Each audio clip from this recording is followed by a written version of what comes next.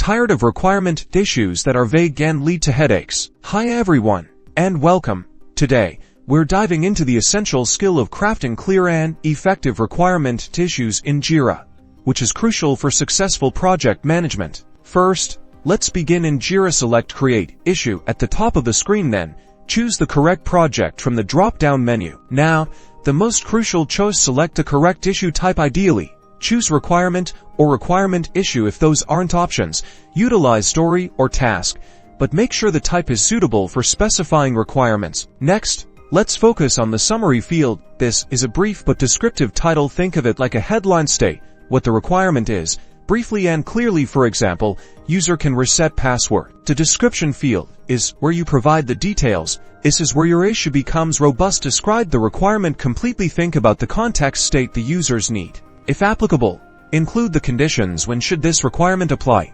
What triggers it? When a user forgets their password. Crucially, define the expected result. What should happen when the requirement is met?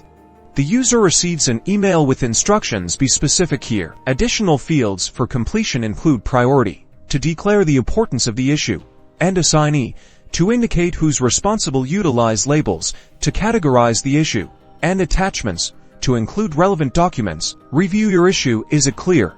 Is it specific? Does it leave no room for ambiguity?